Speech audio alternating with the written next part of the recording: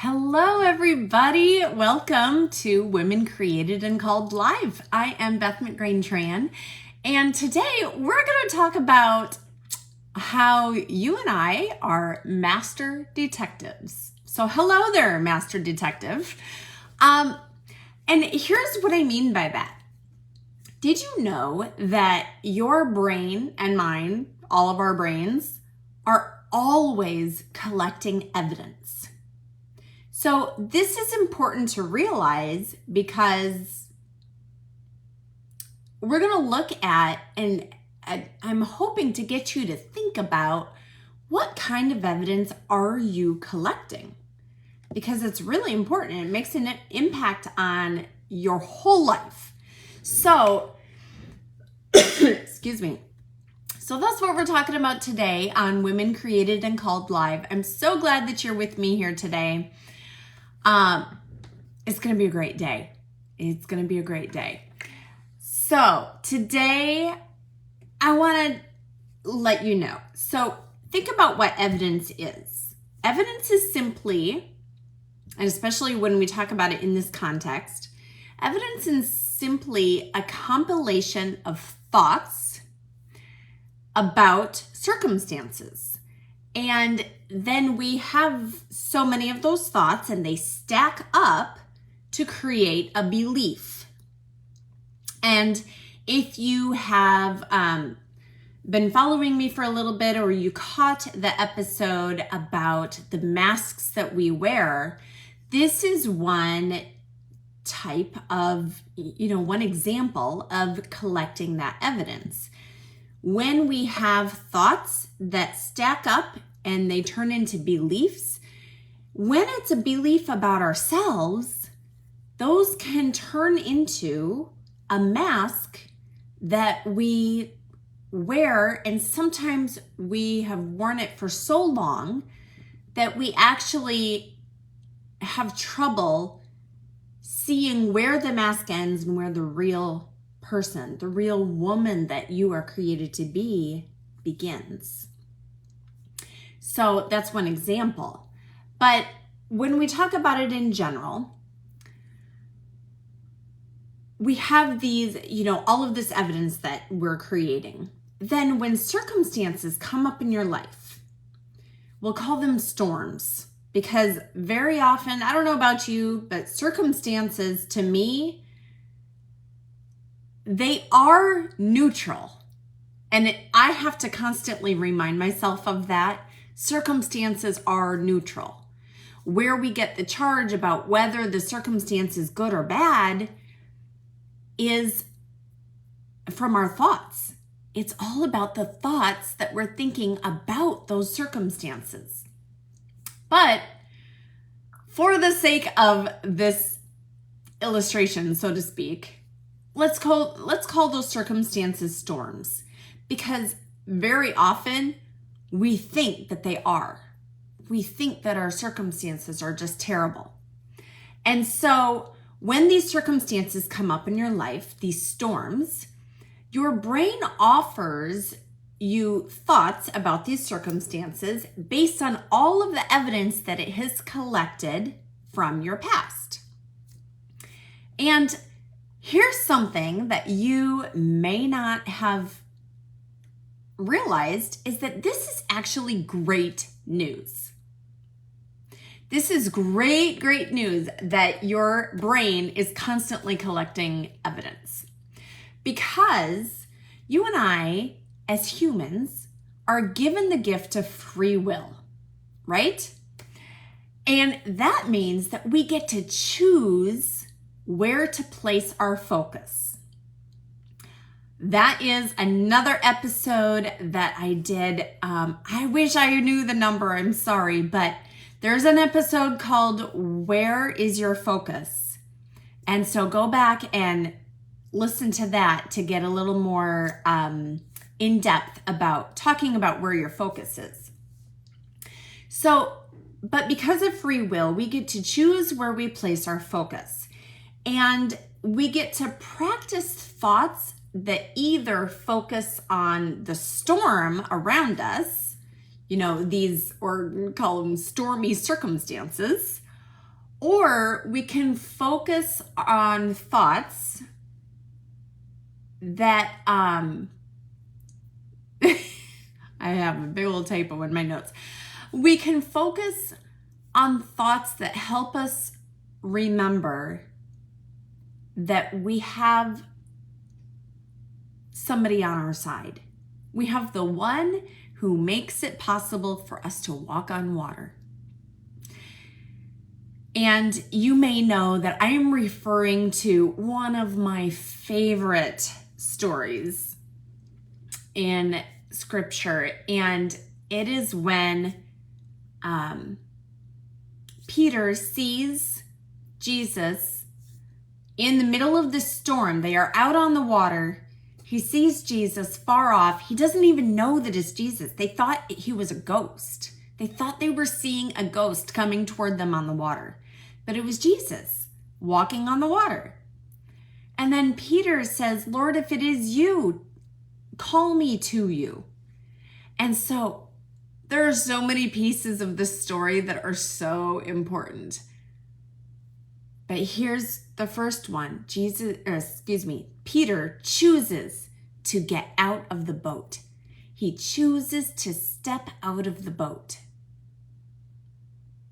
And he begins to walk on water. So this is what I'm referring to. The one who makes it possible for you to walk on water too. Like Peter did. We can focus on the storm or we can focus on Jesus. So what happens a little later in that story is that, while Peter was focusing on Jesus, he was walking on the water. And then as soon as he took his eyes off Jesus, he noticed the wind and the waves around him. He began to sink. And as we know, if you are familiar with the story, Jesus reached out and pulled him back up and said, "Oh, you of little faith, why did you doubt?" He had Jesus actually with him, and he still doubted. So, hey, if St. Peter can doubt and still become a saint, don't be too hard on yourself when you find yourself doubting too. It happens to all of us. We sometimes forget to keep our eyes focused on Jesus and we get caught up in the storms around us. It happens. And your brain is created that way. That's my point today. Your brain is created to collect evidence. So if you are collecting evidence, focusing on things that have happened in the past, and your brain's like, oh yeah, you're not going to do that thing because look at all of these other times when you tried and you failed. Then you're focusing on the storm. So what do we do to do the opposite of that? How can we focus instead on Jesus? Or focus instead on collecting different evidence? So, first, be aware of the evidence that you are creating. Okay? And I say creating on purpose because it comes from the thoughts that you are thinking, the thoughts that you are choosing to focus on. That is what creates the evidence. So, what evidence are you creating right now? One kind of evidence that you are always collecting, and one that impacts every part of your life, is the evidence that your brain collects about you. Like I mentioned, your brain collects the evidence, and sometimes it becomes such a deep belief that it creates a mask that is not actually the real you. But what if you could collect evidence about the real you?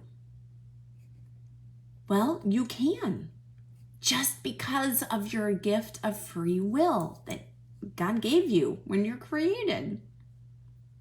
So you get to choose that. You can choose to create evidence of the truth about you. So how do you do that? I want you to think about, I wrote a reflection a long time ago, and I will try to remember it to show you this point. But think about an artist. So an artist wants to create a masterpiece, right? And they have in their mind what this masterpiece, what they're going for, what they're trying to create, right? And so, excuse me. So the artist has that in mind. Now imagine, I'm so sorry. Let me take a quick drink here. Excuse me. Okay, now imagine that you are an apprentice and you are coming to work with this artist. Your task is to help this artist create this masterpiece. But you're not the artist, and so how do you find out how you can help? Well, there's two things. One, you get to know the artist. You get to know kind of how they think and their methods for creating their masterpiece, the kinds of materials that they like to use. And the more you get to know that artist, the more you can have a better idea of where the artist is going with this particular masterpiece that they're creating. So that's the first thing, is to get to know the artist. And then the second thing is to ask. Ask the artist, what are we creating here? You're asking the artist to share their vision with you so that you can help create the masterpiece. You can do your part. So, how do you choose to create evidence about the truth about you? You can start by asking the one who created you. Ask the artist. And as you ask the artist, there's something else that's really helpful in order for you to really grasp what the artist is saying. And that comes from knowing the artist, and from that knowing, you can trust the artist. You can trust what they say.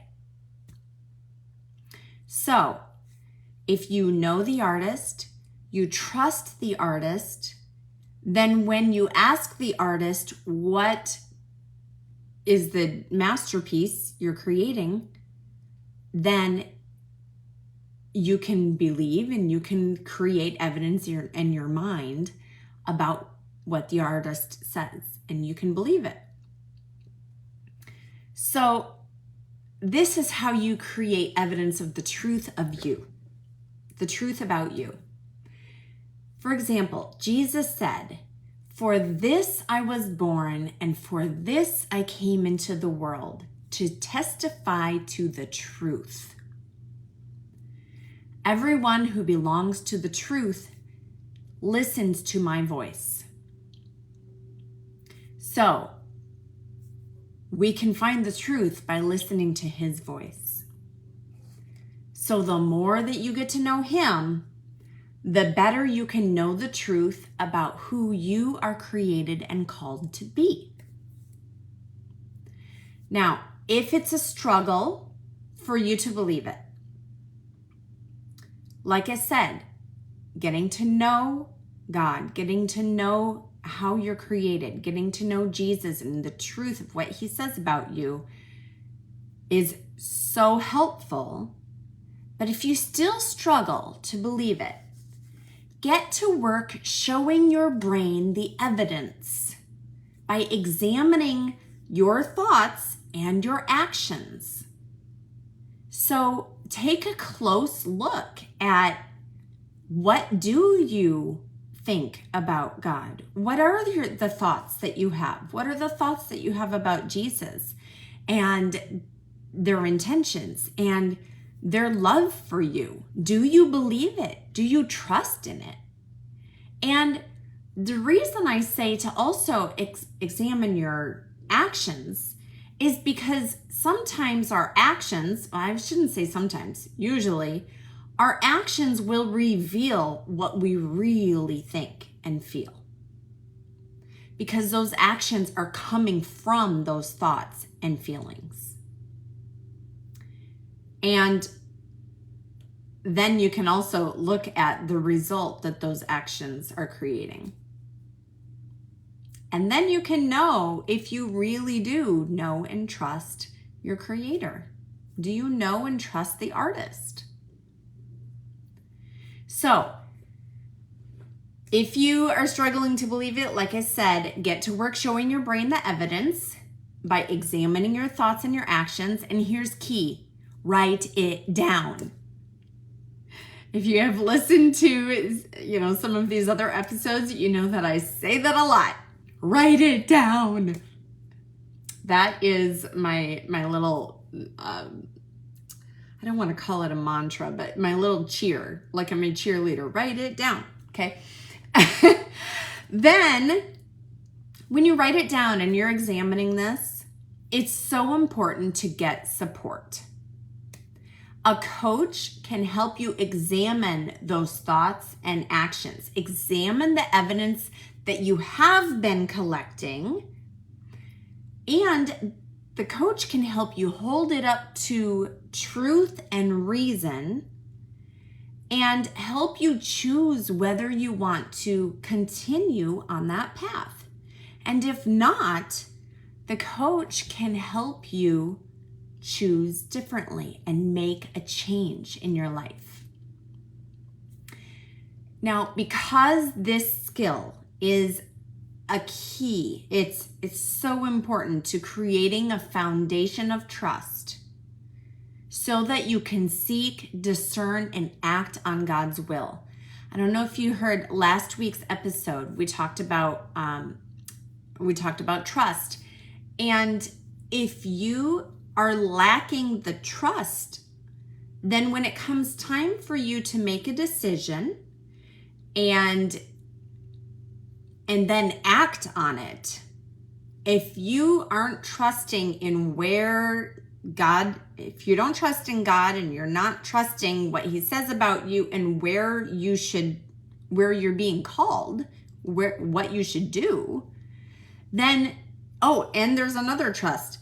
And you have to trust what he says about you in order to trust that when you do take action, that you're going to follow through.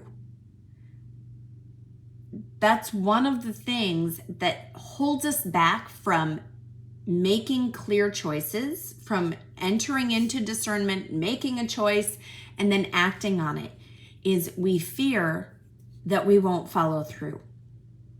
Because again, your brain has collected evidence that in the past you didn't follow through.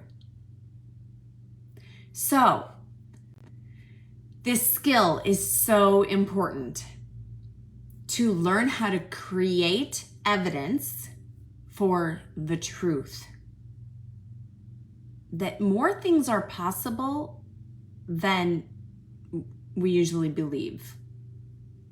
Because with God, all things are possible.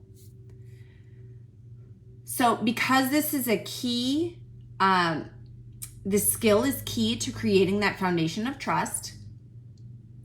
This is one of the many things that you will learn when you join me inside your trust walk. And I have a spot available for you. If you know that it is time to collect evidence for the truth of who you are, of the truth of the woman that you are created and called to be.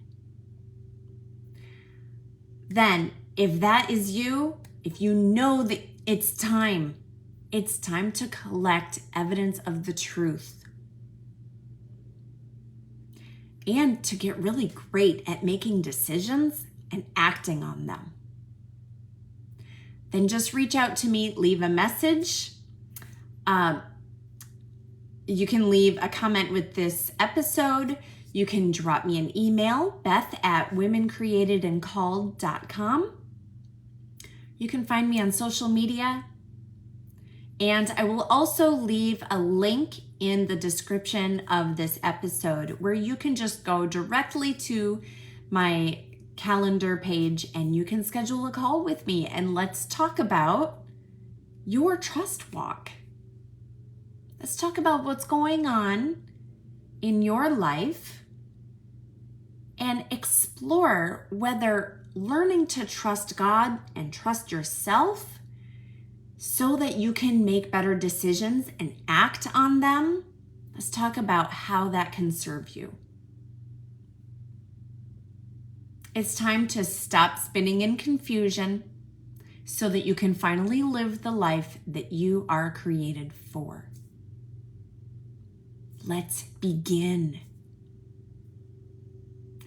And until next time, I am Beth McGrain-Tran, and I will see you next time.